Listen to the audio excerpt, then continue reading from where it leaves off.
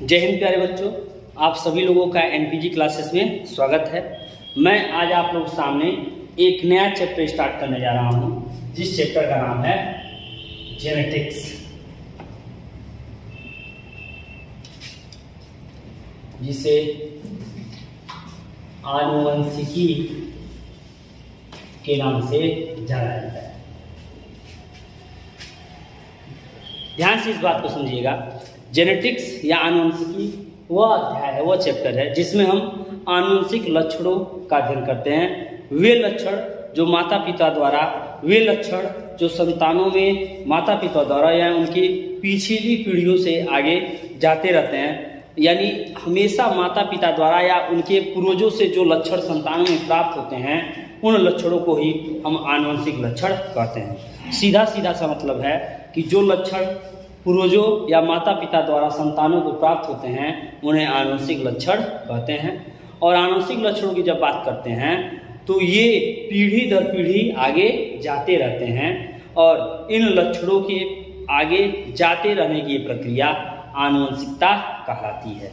और आनुवंशिकी जीव विज्ञान की वह शाखा है जहां हम आनुवंशिक लक्षणों के वंशागति का अध्ययन करते हैं।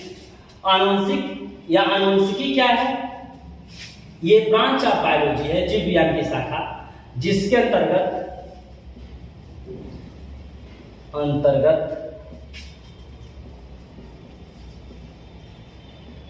आनुवंशिक लक्षणों की वंशागत का अध्ययन करते हैं। फादर ऑफ जेनेटिक्स की बात कर लें। फादर ऑफ जेनेटिक्स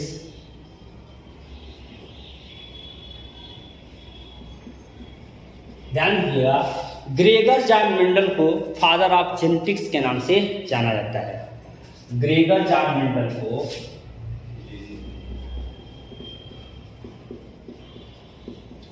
मेंडल को फादर ऑफ जेनेटिक्स के नाम से जाना जाता है। जी.जे. मेंडल, ध्यान दीजिएगा। इनका जन्म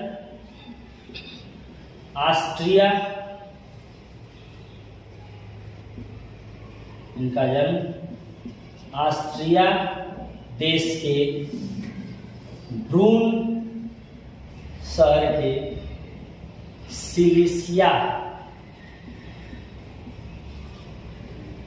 नामक स्थान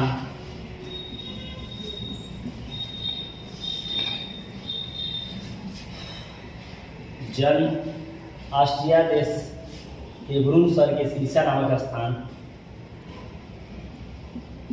पर हुआ था। ये एक भौतिकविद व प्रकृति शास्त्री थे। ये मटर के पौधों पर इन्होंने एक्सपेरिमेंट किया था। जन्म की बात कर लें, इनका जन्म 1822 को हुआ और इनकी मृत्यु जो है 1884 को हुई थी। इन्होंने मटर के पौधों पर प्रयोग किया। किस पे? मटर के पौधे पर प्रयोग किया।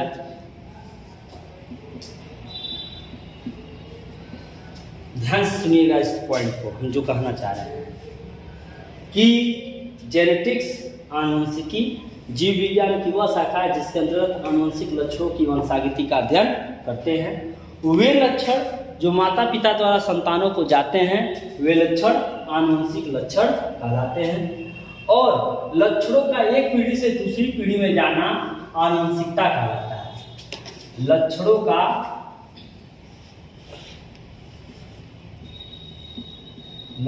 का एक पीढ़ी से दूसरे पीढ़ी में जाना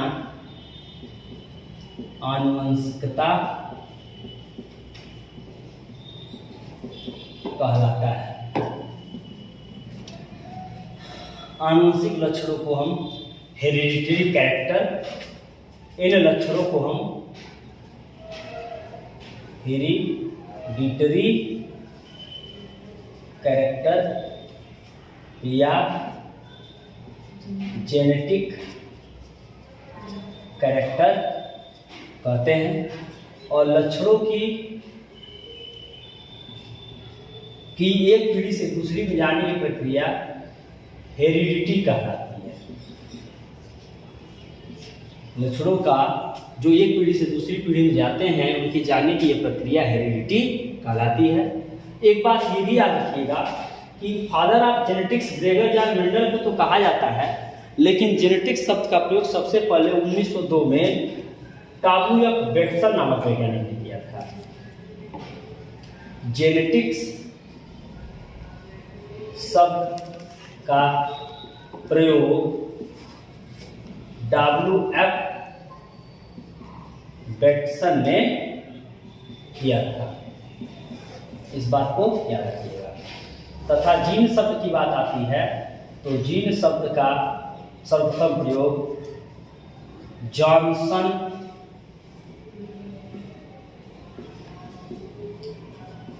नामक वैज्ञानिक ने किया था। यहां ध्यान दीजिए कि मेंडल को फादर ऑफ जेनेटिक्स कहा जाता है। जेनेटिक्स क्या है? जेनेटिक्स मैंने बताया आनुवंशिक लक्षणों की वंशागति का अध्ययन जेनेटिक्स कहलाता है। और वे लक्षण जो एक पीढ़ी से दूसरी पीढ़ी में जाते हैं आनुवंशिक लक्षण कहलाते हैं। और इन लक्षणों के वंशागत होने की प्रक्रिया आनुवंशिकता कहलाती है। इस बात को बिल्कुल दिमाग में बैठाइएगा। अब यहाँ हम बात कर रहे हैं जो आनुवंशिक लक्षण होते हैं उन आधार पे आनुवंशिकी के लिए कुछ टर्म दिए गए, कुछ टर्म यानी कुछ विशेष शब्दों का इस्तेमाल किया गया था। उन शब्दों को आप यहाँ समझते चलिएगा। सबसे पहले तो मेंडल ने अपने प्रयोग के लिए मटर का पौधा चुना। इसकी विशेषता चुनने की ये थी कि मटर का पौधा जो चुना गया वह कम समय में तैयार होता है। दूसरी विशेषता इसमें स्वपरागण और परपरागण, क्रॉस पॉलिनेशन और सेल्फ पॉलिनेशन दोनों प्रक्रिया आसान थी। और सिंचाई यानी पानी होने की भी आवश्यकता इसको बहुत कम होती है, बहुत ज़्यादा आवश्यकता नहीं होती है। तो इसकी विशेषता थी कम समय में मटर का तैयार होना, पानी की अत्यधिक आवश्यकता नहीं, और उसके साथ साथ यह स्वपरागण और परपरागण की प्रक्रिया को आसानी से प्रदर्शित करते थे। इसलिए मेंडल ने मटर के पौधे को ही चुना। उन्होंने जिस मटर को चुना था उसे उद्यान मटर के नाम से, क्योंकि उन्होंने अपने बागवान अपने बागीचे में इस मटर के पौधे को उगाया था, इसलिए इसे उद्यान मटर भी कहते हैं। याद रखिएगा, इसलिए इसे उद्यान मटर कहते हैं। और इसका साइंटिफिक नेम होता है पाइसम सेटाइलम। पाइसम सेटाइलम ये उद्यान मटर। और उन्होंने मटर में 7 जोड़े कंट्रास्टिंग कैरेक्टरों को सेलेक्ट किया था। उन्होंने मटर के पौधे को लिया, उसकी विशेषता मैंने बताया कि क्यों लिया, क्योंकि कम समय में तैयार होता है और पानी की अत्यधिक आवश्यकता नहीं होती है, स्वपरागण और परपरागण की प्रक्रिया आसान होती है। तो उन्होंने मटर के पौधे पे ये प्रयोग अपने किए। मेंडल के चूंकि नियम ये पहले ही दिए जा चुके थे, ये इनके मृत्यु के पश्चात लगभग सन 1900 में, यानी 19वीं शताब्दी की बात की जाती है। 19वीं शताब्दी के अंत की हम बात करते हैं। यहाँ अंत में 3 वैज्ञानिकों ने मेंडल के नियम को पुनः रीडिस्कवर किया था, मेंडल के नियमों को पुनः खोजा था। थोड़ा उस बात को ध्यान दीजिएगा। कुछ टर्म है, उन टर्म को यहाँ ध्यान दीजिएगा कि जेनेटिक्स के अंतर्गत वो टर्म क्या आते हैं। टर्म क्या है? पहला टर्म है एलील्स। एलील्स पूछा जाता है कि एलील्स शब्द का इस्तेमाल सबसे पहले किसने किया था। ये भी ध्यान दीजिएगा, एलील्स शब्द का इस्तेमाल भी WF बेटसन ने ही किया था। एलिल्स शब्द का इस्तेमाल भी सबसे पहले WF बेटसन ने किया था। एलिल्स क्या होते हैं? जो गुणसूत्र के गुणों को व्यक्त करते हैं, जो उनमें जीन मौजूद होता है या जीन लक्षणों को प्रदर्शित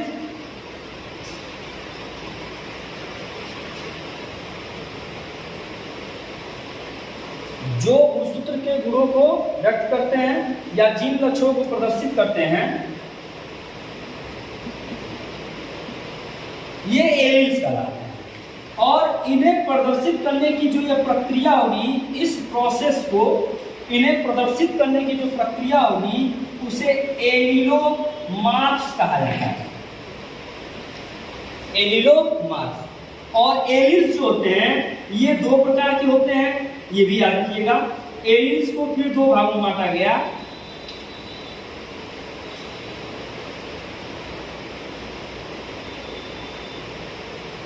होमोजाइगस एलिल्स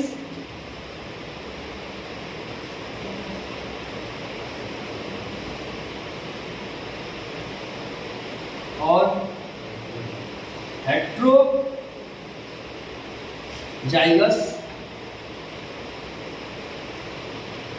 एलिल्स।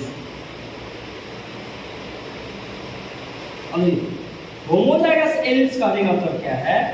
जिसे हम बोलते हैं समयुग्मजी, समयुग्मजी, और इसे बोलते हैं विषम युग्मजी। समयुग्मजी क्या होता है? जब दोनों कैरेक्टर एलिल्स के या दोनों जीन एक समान होंगे, उनमें कोई अंतर नहीं होगा, तो समान गुणसूत्र वाले या समान गुणसूत्र वाले, वो प्रभावी लक्षण वाले हों या अप्रभावी हों, दोनों जीन या दोनों गुणसूत्र क्या हों?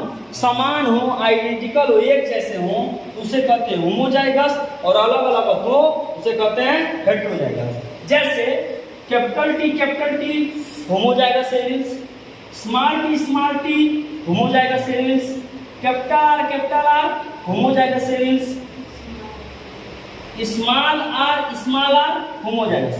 हाँ, ये है कि होमोजाइगस डोमिनेंट और होमोजाइगस रिसेसिव। एक को कहेंगे, कैपिटल टी वालों को कहेंगे प्रभावी, और स्मॉल टी वाले को कहेंगे अप्रभावी, और स्मॉल आर वाले को कहेंगे भी अप्रभावी, और कैपिटल आर वाले को भी कहेंगे प्रभावी। यानी कहने का मतलब क्या है कि जब दोनों गुणसूत्र क्या हो, बिल्कुल समान हो, एक जैसे हो, तो इस प्रकार के एलिल्स होमोजाइगस एलिल्स कहलाते हैं।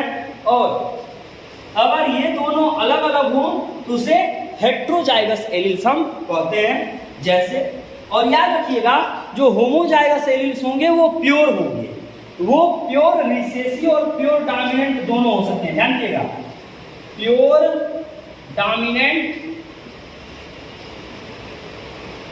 Pure recessive.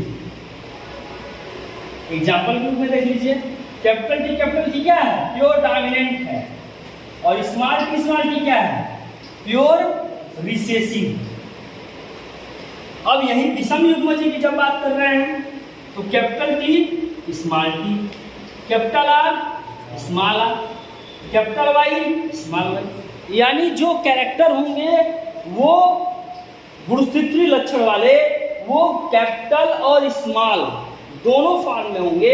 यानी यहाँ आपके डोमिनेंट और रिसेसिव दोनों एक साथ होंगे, और एक जैसे लक्षण वाले या एक जैसे समान गुण वाले नहीं होंगे, इसलिए इन्हें हेट्रोजाइगस एलिल्स के नाम से भी जाना जाता है। ये तो टर्म की हम बात कर रहे हैं। जेनेटिक्स में जो आपके टर्म बार बार आते हैं, एलिल्स, एलिलोमार्फ, और जब एलिल्स की संख्या ज्यादा होती है, दो या दो से अधिक लक्षण होते हैं, जब ध्यान दीजिएगा, जब लक्षण दो या दो से अधिक होते हैं तो इसे मल्टीपल एलील्स भी कहा जाता है, मल्टीपल एलील्स भी कहा जाता है। यहाँ आपको बात क्लियर हुई। एलील्स जो गुणसूत्र के गुणों या लक्षणों को व्यक्त करते हैं, जिन लक्षणों को प्रदर्शित करते हैं, यानी जो लक्षण रखते हैं वो आपके एलील्स हैं। उनके लक्षणों को प्रदर्शित करने की, ये प्रदर्शित करने की प्रक्रिया एलिलोमार्ग कहलाती है। अगर ये समान गुणसूत्र लक्षण रखते हैं, समान जीन वाले होते हैं, तो इन्हें कहा जाता है होमोजाइगस, और विपरीत होंगे तो इसे कहा जाता है हेटेरोजाइगस। ये याद रखिएगा। फिर बात करते हैं, जब क्रॉस किया जाता है तो मेंडल के एक्सपेरिमेंट को प्रूव करने के लिए अलग अलग प्रकार के क्रॉस बताए गए, यानी संकरण की बात की गई। संकरण क्या होता है ये ध्यान दीजिएगा। दो या दो से अधिक लक्षणों के विपरीत या भिन्न लक्षणों के पौधों को लेकर क्रॉस कराने पर नए लक्षण के संतति या संतान उत्पन्न होते हैं, या भिन्न भिन्न लक्षणों के पौधों को आपस में लेकर क्रॉस कराने पर नए लक्षणों के संतति या संतान, या उन्हीं लक्षणों के संतति या संतान उत्पन्न होते हैं, यह प्रक्रिया संकरण कहलाती है। या हम कह सकते हैं दो भिन्न भिन्न पौधों को लेकर नए संतति या नए पौधों को उत्पन्न करने की प्रक्रिया संकरण कहलाती है। अब संकरण में तीन बातें याद रखिएगा। एक को कहा जाता है मोनोहाइब्रिड क्रॉस, मोनोहाइब्रिड क्रॉस, एक को कहा जाता है डाइहाइब्रिड क्रॉस, और एक को कहा जाता है पॉलीहाइब्रिड क्रॉस। ध्यान दीजिएगा कि मोनोहाइब्रिड क्रॉस कहने का मतलब क्या है। जब एक जोड़े लक्षणों लेकर क्रॉस कराया जाता है, यानी जब जो पौधे लिए जाएंगे वो दो विपरीत लक्षण वाले होंगे, और एक को नर और एक को मादा पादप के रूप में, या नर और मादा जंतु के रूप में लिया जाएगा। उन दोनों के लक्षण क्या होंगे, अलग अलग होंगे, और उन दोनों के लक्षण यानी दो लक्षण को हम एक साथ कहेंगे एक जोड़े लक्षण। ठीक, जब एक जोड़े लक्षणों को लेकर क्रॉस किया जाता है, जब एक जोड़े लक्षणों के साथ, ये जोड़े लक्षणों को लेकर संकरण किया जाता है तो उसे मोनोहाइब्रिड क्रॉस कहते हैं। एग्जाम्पल के रूप में कैपिटल टी का cross, small T small T. Dihybrid cross सीधा सा मतलब है जब दो जोड़े लक्षणों को लेकर संकरण किया जाता है तो उसे डाइहाइब्रिड क्रॉस कहते हैं। जैसे कैपिटल आर कैपिटल वाई का cross, small R small Y.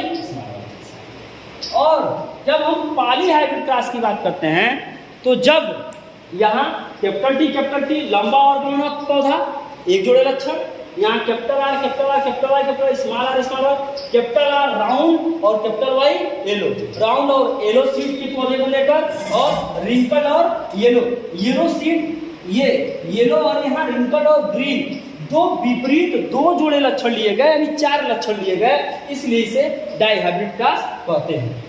और जब हम दो या दो से अधिक लक्षणों को लेकर, दो या दो से अधिक जोड़े लक्षणों को लेकर हम क्रॉस करते हैं तो इसे हम पॉलीहाइब्रिड क्रॉस कहते हैं। जब दो जोड़े लक्षणों से अधिक लक्षण लेकर क्रॉस करते हैं तो इसे पॉलीहाइब्रिड क्रॉस कहते हैं। एग्जाम्पल के रूप में ले सकते हैं कैपिटल आर कैपिटल वाई और कैपिटल टी का cross, small R small Y small T small. यहाँ 3 जोड़े लक्षण लिए गए, यानी कहने का मतलब क्या है, टर्म ये कहता है एलिल्स क्या है, जो गुणसूत्र के लक्षणों को व्यक्त करते हैं, प्रदर्शित करते हैं, एलिल्स होते हैं। उनके प्रदर्शित करने की प्रक्रिया एलिलोमार्ग कहलाती है। अगर ये समान लक्षण वाले एलिल्स होंगे तो होमोजाइगस एलिल्स, समान गुणसूत्र रखेंगे, एक जैसे क्रोमोसोम रखेंगे तो होमोजाइगस एलिल्स, और विपरीत रखेंगे, अलग अलग लक्षणों के साथ होंगे तो इसे कहेंगे विषम युग्मजीय या हेटेरोजाइगस एलिल्स के नाम से इसे जाना जाएगा। मैंने कहा मोनोहाइब्रिड क्रॉस, जब एक जोड़े लक्षणों को लेकर क्रॉस किया जाता है तो इसे मोनोहाइब्रिड क्रॉस कहते हैं। जब 2 जोड़े लक्षणों को लेकर क्रॉस किया जाता है तो इसे डाइहाइब्रिड क्रॉस कहते हैं। जब 3 जोड़े लक्षणों को लेकर क्रॉस किया जाता है तो इसे 3 या 4 जोड़े लेते हैं तो इसे पॉलीहाइब्रिड क्रॉस कहते हैं।